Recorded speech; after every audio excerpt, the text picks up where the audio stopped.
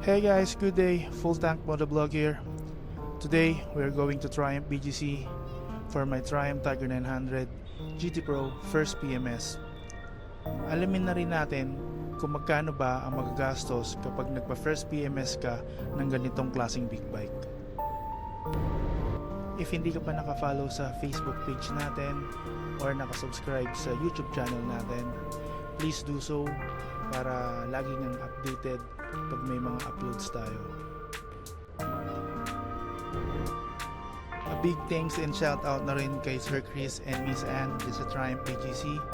Sila yung nag-assist sa akin para makakuha ako ng schedule para sa first PMS ng Triumph Tiger ko. And by the way guys, si Triumph ay gumagamit ng service booking app.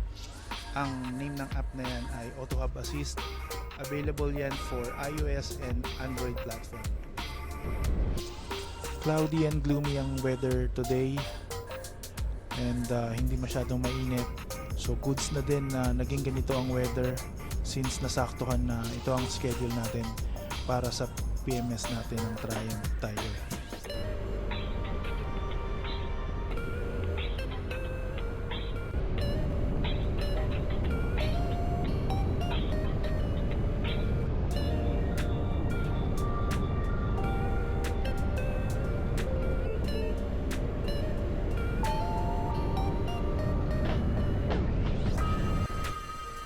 And we're here na guys. So dito yung Triumph BGC sa second floor ng Lotus. And park ko lang dito sa gilid tong ating motor kasi nandito yung motorcycle lift na magdadala niyan sa second floor. Then stop ko muna yung video dito. Then balik na lang ako kapag tapos na and i-share ko sa inyo kung magkano ba yung gastos natin sa first PMS ng Triumph Tiger 900 GT Pro.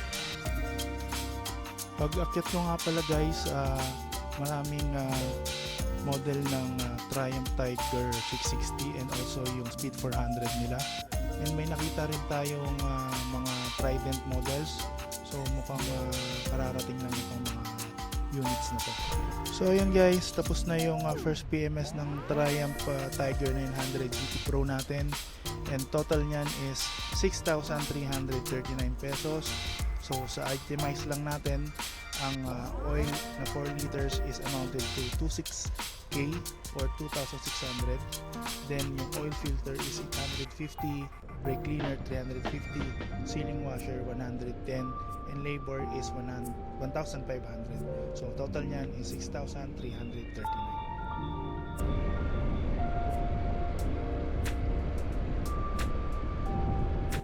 Share ko lang guys, ang first PMS ng Triumph Tiger 900 GT Pro is 1,000 kilometers or 6 months, whichever comes first yan. Then yung second PMS niya is the next 5,000 kilometers or 8,000 kilometers. Diyan naglalaro yan. Or 12 months after ng first PMS mo. So whichever comes first yan para sa second PMS.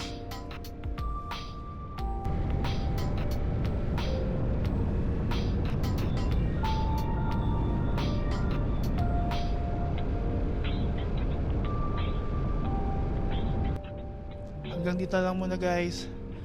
Again, thank you sa pagsama. Enjoy the ride. Stay safe and ride smart.